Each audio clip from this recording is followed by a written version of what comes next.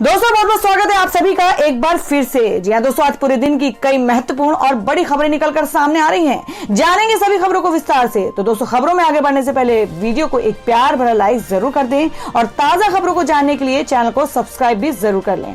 तो देखते हैं पहली बड़ी खबर क्या निकल कर आ रही है। दोस्तों, आज की पहली बड़ी खबर निकल कर आ रही है। आपको बता दें कि भाजपा के पूर्व नेता और केंद्रीय मंत्री यशवंत सिन्हा ने थामा टीएमसी का हाथ। बोले, मोदी सरकार लोकतंत्र को कुचल रही। जी आपको बता दें कि भारतीय जनता पार्टी के पूर्व नेता और केंद्रीय मंत्री यशवंत सिन्हा ने शनिवार को तृणमूल कांग्रेस का दामन थाम लिया है। पश्चिम बंगाल चुनाव से ठीक पहले सिन्हा टीएमसी में शामिल हुए हैं। शामिल होने के बाद उन्होंने केंद्र सरकार पर निशाना साधते हुए कहा कि देश अभूतपूर्व संकट से जूझ रहा है। उन्होंने कहा कि देश आज अभूतपूर्व स्थिति का सामना कर रहा है। लोकतंत्र की ताकत लोकतंत्र की संस्थाओं की ताकत में निहित होती है। न्यायपालिका सहित ये सभी संस्थान अब कमजोर हो गए हैं। मोदी सरकार पर हमला बोलते हुए पूर्व केंद्रीय वित्त मंत्री यशवंत सिन्हा ने कहा कि अटल जी के समय में भाजपा सर्वसम्मति में विश्वास करती थी, लेकिन आज की सरकार कुचलने और जीतने में विश्वास करती है। शिरोमणि अकाली दल बीजेडी ने भाजपा का साथ छोड़ दिया है। आज बीजेपी के साथ कौन खड़ा है? टीएमसी में शामिल होने को लेकर सिन्हा ने कहा है कि नंदीग्राम में बीते दिनों पश्चिम बंगाल की मुख्यमंत्री ममता बनर्जी पर हुए हमले के बाद उन्होंने ये तय किया कि वो टीएमसी में शामिल होकर ममता का समर्थन करेंगे। शिवरात्रि से एक दिन पहले 10 मार्च को ममता बनर्जी ने आरोप लगाया था कि 4-5 लोगों ने नंदीग्राम में उन पर हमला किया। कुछ लोगों के द्वारा किए गए धक्का मुक्की में उनकी पैर में गंभीर चोट आई, जिसके बाद उन्होंने कोलकाता के एक अस्पताल में भर्ती करवाया गया और अब उन्हें अस्पताल से छुट्टी दे दी गई है। ममता बनर्जी को व्हीलचेयर का इस्तेमाल करने की सलाह दी गई है। उनके पैर में प्लास्टर भी किए गए हैं। हालांकि चुनाव आयोग के पास जो बंगाल सरकार की तरफ से शिकायत दर्ज की गई है उसमें 4-5 लोगों का जिक्र नहीं किया गया है।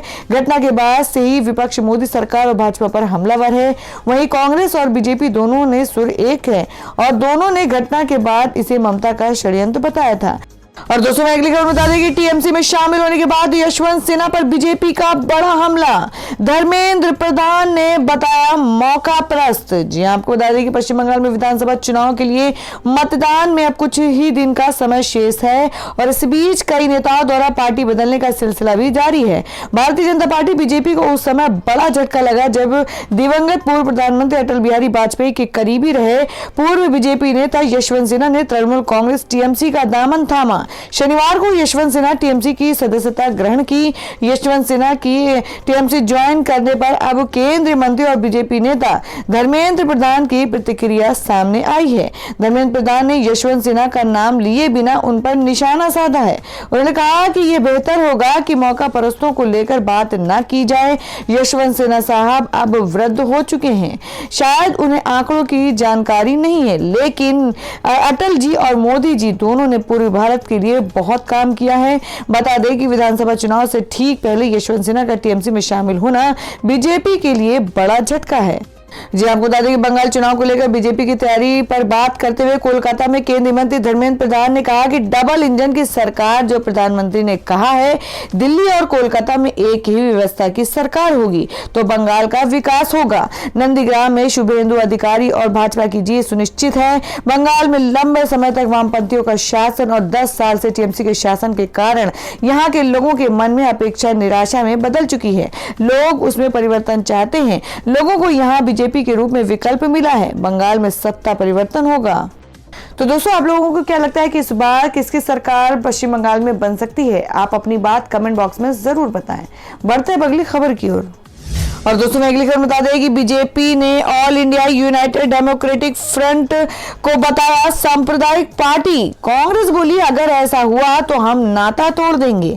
जी आपको बता दें कि असम में कांग्रेस पार्टी का all India United democratic front के साथ किया गया गठबंधन विवादों में आ गया है। दरअसल बीजेपी ने एआईयूडीएफ को सांप्रदायिक करार दिया है और कांग्रेस के साथ उसके गठबंधन पर इसलिए सवाल खड़े किए हैं क्योंकि कुछ दिन पहले ट्विटर पर एक वीडियो शेयर किया गया था जिसमें एआईयूडीएफ के चीफ मौलाना बदरुद्दीन अजमल ने ये कहते हुए नजर आ रहे थे कि कांग्रेस और उनकी पार्टी मिलकर भारत को इस्लामिक राष्ट्र में बदल देंगे। हालांकि असम की पुलिस ने इस वीडियो को छेड़छाड़ वीडियो करार दिया था और बाद में उन ट्विटर अकाउंट्स को भी बैन कर दिया था जिनसे ये वीडियो शेयर किया गया था। आपको बता दें कि इस मामले में AIUDF ने कहा है कि हम बीजेपी की तरह जहर नहीं उगलते हैं, बल्कि हम हमेशा अपने समुदाय को जो कमजोर और पिछड़ा है उन्हें आगे बढ़ाने की वकालत करते हैं, लेकिन इस काम में हम कभी हिंदू समुदाय का अपमान नहीं करते और न ही उनके धार्मिक स्थलों को नुकसान पहुंचाते हैं। और दोस्तों अगली बड़ी खबर में आपको बताते हैं जो कि किसान आंदोलन के हवाले से है। जी आपको बताते हैं कि लंबा चलने वाला है किसान आंदोलन। सिंघू बॉर्डर पर बन रहे हैं पक्के मकान, लगेंगे AC। जी हम बात कर रहे हैं कि राष्ट्रीय राजधानी दिल्ली में किसानों का आंदोलन पिछले 108 दिनों से जारी है। किसान केंद्र सरकार की ओर से लागू किए गए कृषि कानून के विरोध में धरना प्रदर्शन कर रहे हैं और वहीं MSP न्यूनतम समर्थन मूल्य का कानून बनाने की मांग पर अड़े हुए हैं। किसानों के इस आंदोलन को हालांकि विपक्ष का भी समर्थन मिला हुआ है, लेकिन अभी तक किसी तरह के नतीजे पर नहीं पहुंचा है। सरकार जहां इस कानून को किसानों के पक्ष में ऐतिहासिक बता रही है, वहीं किसान संगठनों ने इसे किसानों के खिलाफ काला कानून करार दिया है। और इन सब के बीच एक बात तो तय हो गई है कि यह आंदोलन अब लंबा चलेगा। ये इसलिए कि किसानों ने सिंघू बॉर्डर पर अब पक्के मकान बनाना शुरू कर दिए हैं। जी हम बात करें कि दिल्ली के सिंघू बॉर्डर पर जारी पक्के मकानों का काम इस बात की पुष्टि कर रहा है कि अब यह आंदोलन लंबा चलेगा। प्रदर्शनकारी किसानों के लिए बनाए जा रहे हैं इन पक्के मकानों की फोटो अब सामने आ रही है, जहां किसान धूप और बारिश से बचकर अपने आंदोलन में डटकर खड़े रहेंगे और सरकार के खिलाफ अपनी आवाज बुलंद कर सकेंगे। किसान संगठन की ओर से यहां निर्माण कार्य की सारी चीजें मुहैया कराई जा रही हैं। आपको बता दें कि सरकार के कृषि कानून की खिलाफत करते हुए किसान संगठनों ने 26 नवंबर 2020 को आंदोलन का आगाज किया था, जो अब तक के 108 दिन पूरे हो चुके हैं।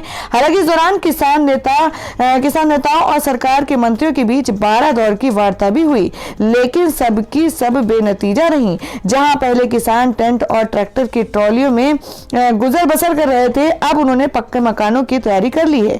दिल्ली हरियाणा बॉर्डर इलाकों पर सीमेंट, बजरी और ईंटों से स्थायी आवास का काम चल रहा है, जिससे आने वाले वक्त में दिल्ली की गर्मी में किसान के सिर पर छत की व्यवस्था हो सके।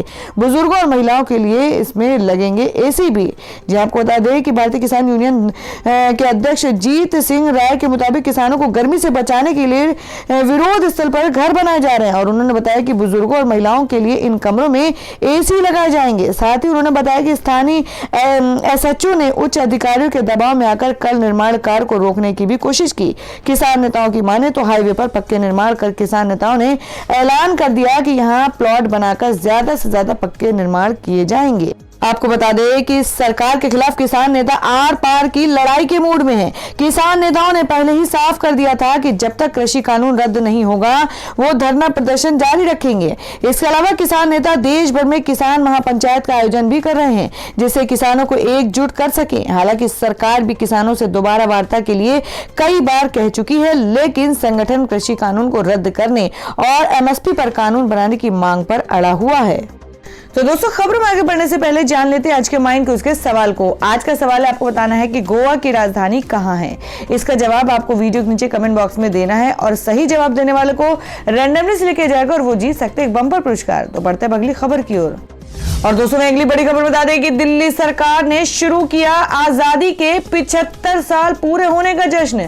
500 जगहों पर फहराया जाएगा झंडा। जी हम बात कर रहे हैं कि 15 अगस्त 2022 यानी कि अगले साल भारत की आजादी के 75 वर्ष पूरे करेगा, लेकिन इस खास मौके का जश्न अभी से शुरू हो गया है। दरअसल दिल्ली सरकार ने शुक्रवार कनॉट प्लेस में दिल्ली सेलिब्रेट्स फ्रीडम 75 कार्यक्रम की शुरुआत की और इस दौरान मुख्यमंत्री ने मंच पर तिरंगा लहराया। सीएम ने कहा कि हम सभी देशवासी आज आजादी के 75वें साल में अधूरे सपनों को जल्द पूरा करने का संकल्प लेते हैं और हम भारत को पूरी दुनिया में नंबर 1 देश बनाएंगे। मुख्यमंत्री ने कहा कि इस कार्यक्रम के तहत शहीद आजम भगत सिंह और बाबा साहब अंबेडकर के संघर्षों और उनके संदेशों को घर घर पहुंचाया जाएगा। मुख्यमंत्री ने कहा कि देश के अंदर सभी धर्मों के जातियों के बीच प्यार और मोहब्बत होनी चाहिए। उन्होंने कहा कि पिछले 75 साल में देश ने ढेरों उपलब्धियां हासिल की, कई सपने पूरे हुए, ये समय उन सभी उपलब्धियों को याद करने का है। मुख्यमंत्री ने कहा कि दिल्ली सरकार ने आजादी के 75 साल का जश्न मनाने के लिए बहुत व्यापक और भव्य प्लान बनाए हैं। ये देश में पहली बार होगा कि हमारे देश के स्कूलों के अंदर देशभक्ति की विशेष कक्षाएं लगाई जाएंगी। हम अपने बच्चों को विज्ञान, गणित और बायोलॉजी पढ़ाते हैं, लेकिन स्कूल के अंदर अपने देश के प्यार करना नहीं पढ़ाते हैं। अब अलग से एक पाठ्यक्रम बनाया जाएगा जिसमें स्कूल में प्रतिदिन 1 घंटा बच्चों के अंदर कूट कर देशभक्ति भरी जाएगी। इसके अलावा राजधानी में 500 अलग अलग जगहों पर तिरंगा झंडे लहराए जाएंगे। और दोस्तों अगली खबर बता दें कि गौतम अडानी की संपत्ति में बढ़ोतरी पर राहुल गांधी ने उठाए सवाल। लोगों से पूछा, आपकी संपत्ति कितनी बढ़ी? जी हां, आपको बता दें कि कांग्रेस सांसद राहुल गांधी ने कोरोना से प्रभावित साल 2020 में कारोबारी गौतम अडानी की दौलत में तेजी से बढ़ोतरी को लेकर सवाल उठाए हैं। राहुल ने एक खबर ट्विटर में शेयर की है जिसमें बताया गया है कि अडानी ने कमाई के मामले में 2020 में दुनिया के सबसे अमीर लोगों को भी पीछे छोड़ दिया है। इस पर राहुल ने देश के आम लोगों से सवाल किया है कि आपकी कमाई इस दौरान कितनी बढ़ी है। राहुल गांधी ने ट्वीट करते हुए लिखा कि आपकी संपत्ति में 2020 में कितनी वृद्धि हुई? 0। आपको तो रोज की जरूरतों को पूरा करने के लिए भी मुश्किलों का सामना करना पड़ रहा है और वो यानी अडानी 12 लाख करोड़ रुपए कमा रहे हैं। उनकी संपत्ति में 50% का इजाफा हो रहा है। क्या आप मुझे बता सकते हैं ऐसा क्यों और कैसे हो रहा है? जी आपको बता दें, वहीं नरेंद्र मोदी सरकार पर राहुल गांधी ने निशाना साधा। राहुल गांधी ने अपने ट्वीट में केंद्र सरकार या पीएम नरेंद्र मोदी का नाम नहीं लिए बिना हालांकि कहा कि उनके ट्वीट से साफ है कि इनका इशारा प्रधानमंत्री की ओर ही है। राहुल गांधी मौजूदा प्रधानमंत्री और केंद्र सरकार के लिए लगातार ये कहते रहते हैं कि ये सरकार आम लोगों की बजाय बड़े कारोबारियों के फायदा पहुंचाती रही है। राहुल गांधी ने लगातार नाम लेकर गौतम अडानी और पीएम नरेंद्र मोदी के रिश्ते पर सवाल किए हैं। देश की कई सार्वजनिक संपत्तियों को अडानी ग्रुप के हाथों में दिए जाने को लेकर भी राहुल गांधी सवाल करते रहे। गौतम अडानी ने बता दें कि 2020 में तोड़ दिए थे कमाई के रिकॉर्ड। ब्लूमबर्ग बिलियनियर्स इंडेक्स ने हाल ही में एक रिपोर्ट जारी की है और इस रिपोर्ट में कहा गया है कि 2020 में अडानी इस साल सबसे ज्यादा कमाई करने वाले कारोबारी हैं। उन्होंने अमेजॉन के सीईओ जेफ बेजोस और टेस्ला के सीईओ एलन मस्क को भी पीछे छोड़ दिया है। गौतम अडानी की कुल संपत्ति 2021 में 16.2 अरब डॉलर से बढ़कर 50 अरब डॉलर हो गई है और वो दुनिया के 26वें सबसे अमीर व्यक्ति बन गए हैं। अडानी की कमाई को लेकर इसलिए भी सवाल हो रहे हैं क्योंकि 2020 में भारत की अर्थव्यवस्था को बहुत ज्यादा नुकसान हुआ है। और दोस्तों अगली खबर में आपको बता दें कि मोदी सरकार में मंत्री रामदास अठावले ने बंगाल चुनाव से पहले लगाया नया नारा, कहा गो दीदी गो।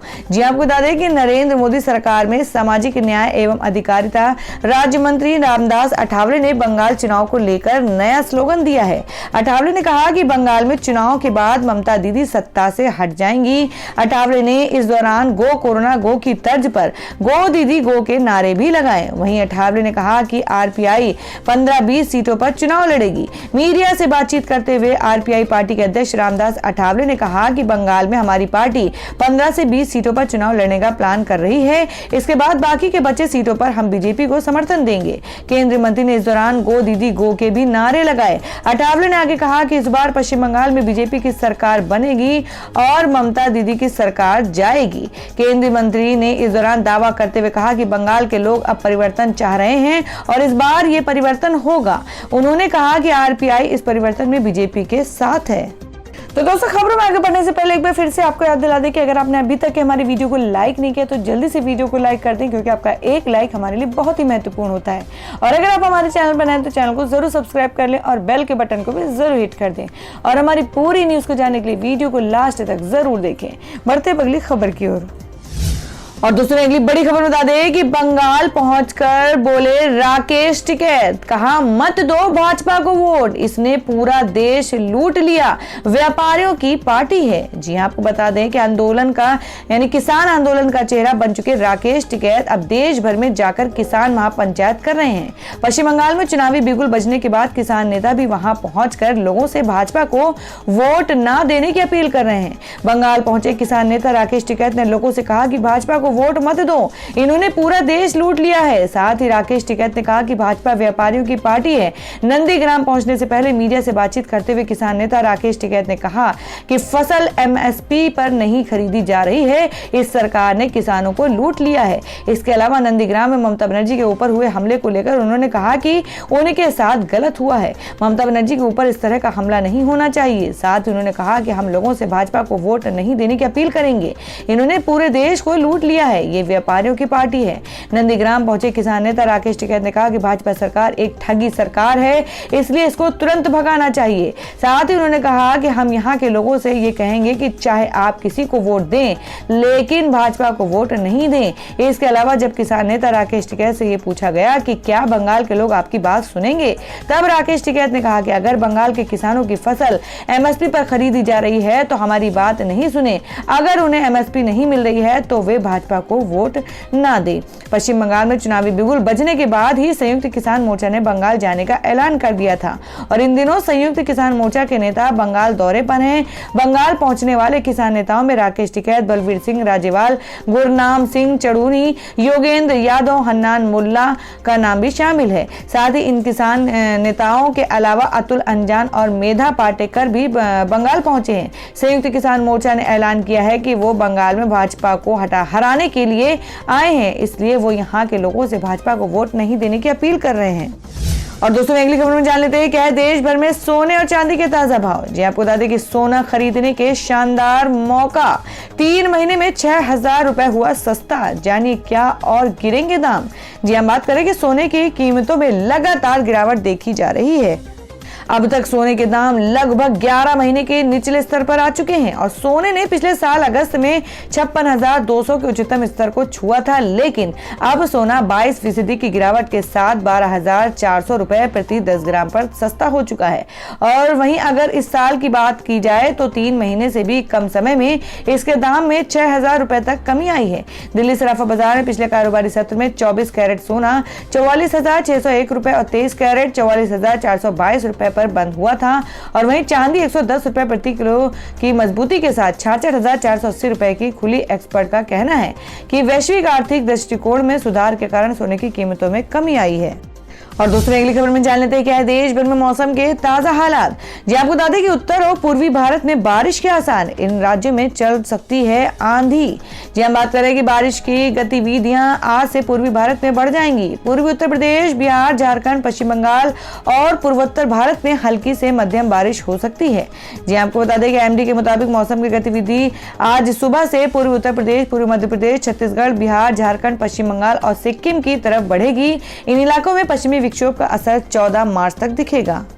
तो दोस्तों ये थी अब तक की सभी बड़ी खबरों की अपडेट्स। टुडे ब्रेकिंग न्यूज और लेटेस्ट खबरों को देखने के लिए हमारे चैनल को सब्सक्राइब जरूर कर लें, वीडियो को लाइक और शेयर भी जरूर कर दें अपने दोस्तों और रिलेटिव्स के साथ। तो दोस्तों फिर मिलेंगे काम की खबरों और सरकारी योजनाओं की एक और नई वीडियो के साथ। तब तक के लिए धन्यवाद दोस्तों।